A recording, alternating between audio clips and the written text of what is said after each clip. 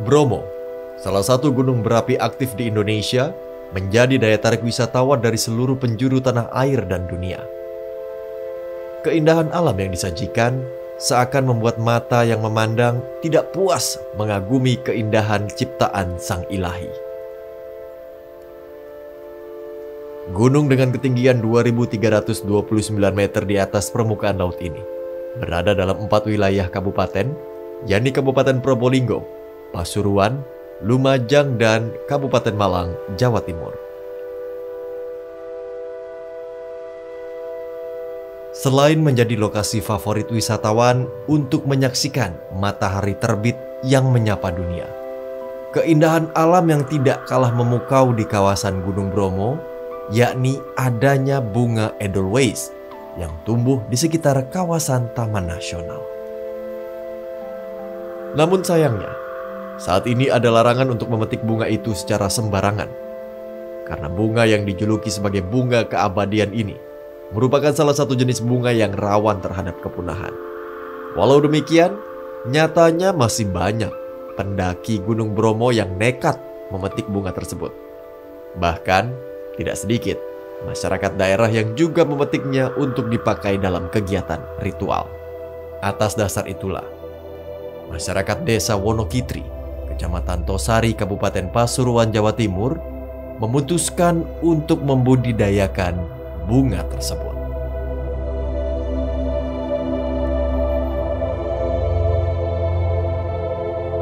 Ulun Basuki Langgeng, mohon izin memperkenalkan, nama saya Teguh Wibowo. Kebetulan saya sebagai ketua kelompok pengelola Taman Edelweiss.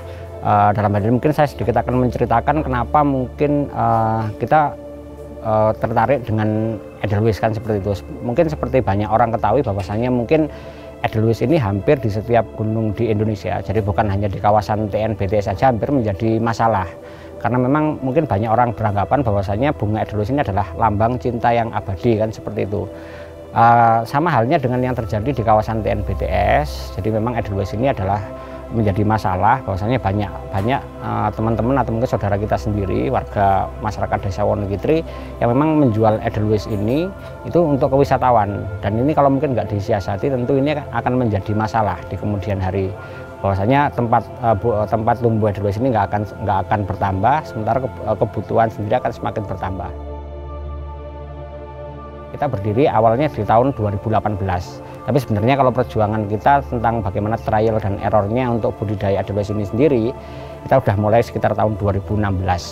Mungkin jauh sebelum itu sebenarnya kita sendiri prihatin, mungkin kita kan otomatis mendapatkan manfaat dari kawasan Bromo, tentu sebagai wujud tanggung jawab kita, paling tidak kan kita melestarikan lah apa yang ada di kawasan TNBTS, bukan hanya memanfaatkan saja. Nah itu mungkin sudah jauh, tapi ya mungkin ketemu formulasinya baru di sekitaran tahun 2016 dan akhirnya dibentuk kelompok secara resmi di tahun 2018 itu sendiri.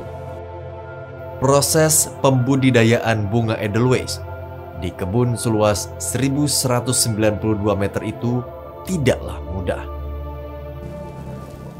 Wah, ini apa nih Mas? Jadi ini tempat pembibitan kita Mas. Oh gitu. Seperti mungkin memang konsep yang kita kembangkan di sini, kalau wisatawan yang datang ke sini jadi sekalian biar bisa tahu nih tentang teknis pembibitannya bagaimana.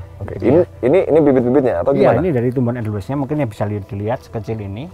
Ini tanaman umur sekitar 2-3 minggu. Oh, oke. Nah, jadi gitu karena memang udah mulai tumbuh berarti ya? Udah mulai tumbuh. Karena memang awalnya kita dari bunga seperti ini. Jadi perlu diketahui bahwasanya bunga Edelweiss yang sudah tua gini ini ada bijinya. Jadi yang kita semai di sini adalah biji dari bunga Edelweiss ini. Ini yang jenis mana? Ini yang jenis longifolia namanya. Yang langka juga? Bukan, kalau yang ini yang paling cepat berbunga. Jadi umur 9 bulan sampai 1 tahun dia sudah bisa berbunga. Ya, nah nanti setelah umur sekitar 2-3 bulan, ukuran sekitar 5-10 cm baru kita pindah. Kita pindah satu-satu di polybag. Nanti kita kita sapih penyapian. Itu yang di sebelah kita nanti.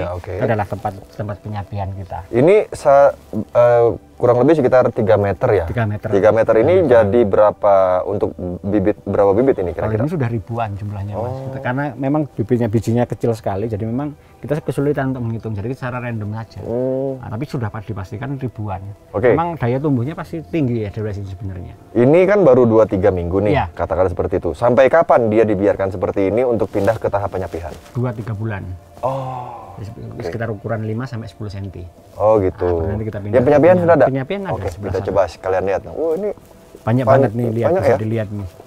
Oh ini juga. Ini yang sudah, jadi udah lumayan gede kalau ini. Karena Oh. memang tumbuhnya pun juga random ya. Jadi nggak bisa bareng gitu, walaupun sekali semai itu nggak bisa bareng tumbuhnya. Oh jadi nanti yang seperti ini nanti akan diambil Ini sekitar mungkin 1 bulan atau mungkin 2-3 minggu lagi udah kita ambil, kita pindah ke polybag ke satu-satu. penyemaian. Oke. Ke penyapiannya. Oh penyapian. Oke. Nah ini tempat penyapian kita. Oh Nah, seperti ini ya. Ini jadi ukuran sekitar 10-15 cm ini udah kita sapih. Jadi memang bervariasi tumbuhannya. Jadi sekali semai itu pasti nggak akan bareng dia tumbuhnya. Sapih ini maksudnya dipisahin sendiri-sendiri? Sendiri-sendiri ini untuk meminimalisir persaingan yang ada di sana. Jadi biar lebih maksimal tumbuhnya. Oh. Nah nanti kalau udah dari sini sekitar 3-4 bulan, ukuran sekitar itu ada. Yang mana? Yang ini mas? 20-30 cm itu udah siap pindah ke lahan maksudnya. Ini? Mohon maaf? Ya, kalau ini tanaman hias. Oh, Kalau ini biasa cuman ya? hanya untuk mempercantik saja. Oh, oke. Jadi memang brand kita adalah Edelweiss. Ya. Berarti ini ya, ini udah istilahnya siap. setelah penyapian ya? Penyapian udah agak dewasa lah Sudah seperti dewasa, itu. akar sudah kuat, baru nanti akan kita pindah ke lahan. Ini juga sama ya mas? Sama, Ya? sebelah sini juga sama. Nih. Ini udah masih tahap penyapian Tahap juga berarti? penyapian juga. Oke. Itu nanti setelah itu baru kita pindah ke lahan yang di sebelah sini, di hamparannya langsung. Ini sengaja dikasih ini fungsinya untuk apa? Ini biasanya kalau untuk ini biasanya kalau hujan biar nggak terlalu banyak air juga, biar nggak langsung ke tanamannya. Nggak kena matahari juga langsung atau gimana? Tidak masalah sebenarnya, nggak kena matahari langsung atau enggak pun sebenarnya Edelweiss ini tanaman yang sangat mudah beradaptasi dimanapun. Ya, cuman karena memang di alam dia kompetisinya banyak, terutama sama gulma, itu dia tumbuhnya sedikit kalau di alam. Sebenarnya kalau persentase tumbuhnya bisa 70-80%. Di alam? Bukan, kalau di kita sini? di sini. Itu kalau di alam paling maksimal 30%. Oh gitu, jauh ya? Maksimal, jauh. Karena memang ya seperti bisa dibayangkan aja dengan kondisi yang kecil-kecil seperti tadi, biji yang kecil itu tadi, pasti persaingannya pasti sama gulma. Itu yang paling menyebabkan Edelweiss ini nggak bisa tumbuh di alam itu. Air pun terlalu banyak juga nggak bagus? Terlalu banyak nggak bagus, terutama yang tanaman masih di persemaian. Oh, makanya kalau bibit persemaian kan tadi kita ya? tutup nih, kita tutup total nggak kena air itu kalau yang di Oh persemaian. iya. Nah, kalau di sini udah aman. Pakai fiber ya itu Pakai ya? fiber, kalau di sini udah aman. Kalau di sini masih boleh lah ya, Masih kena boleh. air meskipun nggak boleh terlalu banyak. Iya, Oke. itu. Yang udah siap, Siap panen? panen Atau di sudah sebelah sini. tanam? Oh Ya, ini ya? ini tanamannya sudah siap panen nih. Bisa masuk sini mungkin nggak apa-apa. Oh nggak apa-apa? Nggak apa-apa. Oke, saya izin ya mas ya? Boleh. Biar sekalian tahu. Nih. Maaf. Nah, ini ciri-ciri bunga yang sudah tua nih. Ini, jadi yang benang sarinya sudah kuning kecoklatan, ini sudah tua. Ini pasti ada bijinya di sini. Itu bijinya diambil, kemudian disemai. Disemai di sana. Nih. Nah, ini Mas Tomo bijinya. Ini maaf ya, saya tekan lagi.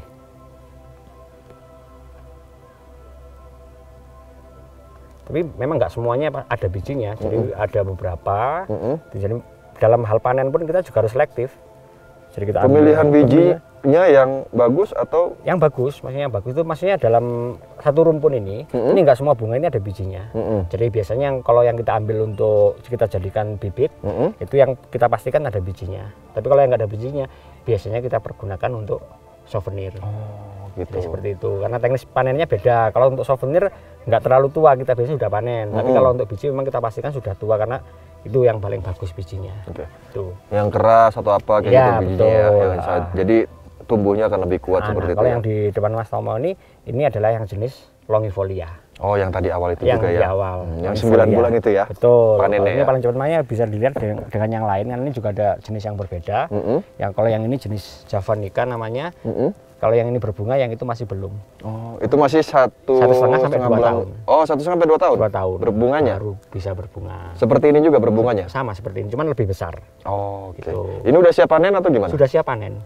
Kalau yang Siap panen dan siap disemai dan juga Disemai. siap untuk dibikin souvenir gitu? betul.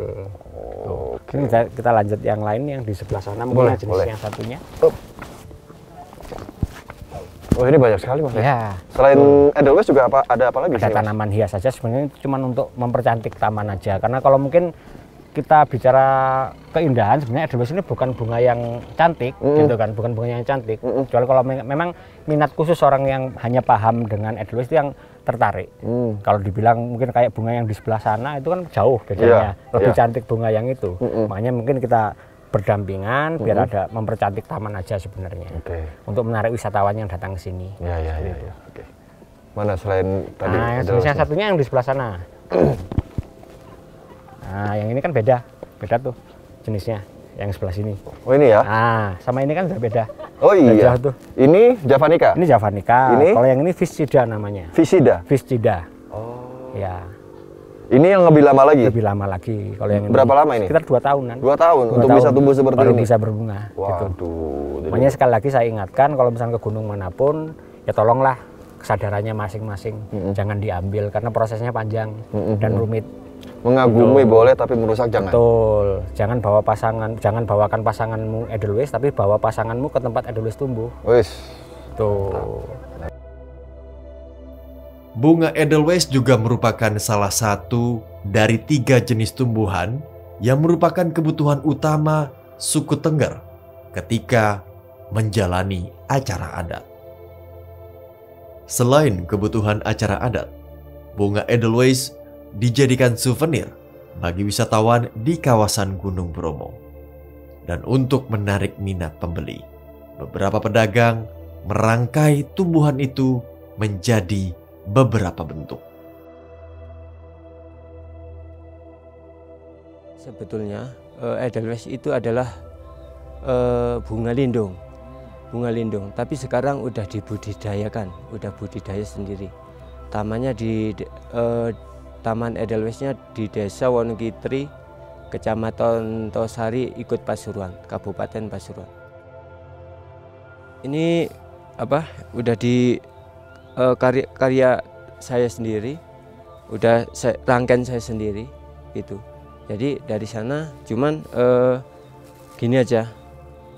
Itu aslinya? Iya, aslinya kayak gini aja. Terus nantinya dirangkai sendiri, gimana sukanya, gimana kreatifnya itu nanti.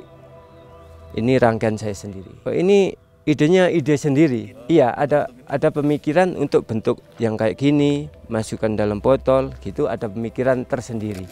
Jadi ada yang gantungan kunci kayak gini gitu.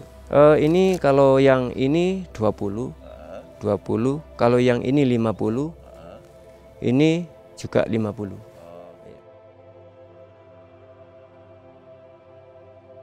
Harapan kami secara umum tentunya kepingin menyadarkan masyarakat luas bahwasanya tanaman Edelweiss ini adalah tanaman yang spesial. Tentu nggak bisa sembarangan. Benar mungkin pemerintah memberikan aturan bahwasanya memang nggak boleh memetik Edelweiss di alam karena memang ini bunga yang sangat sakral, apalagi buat kami gitu ya.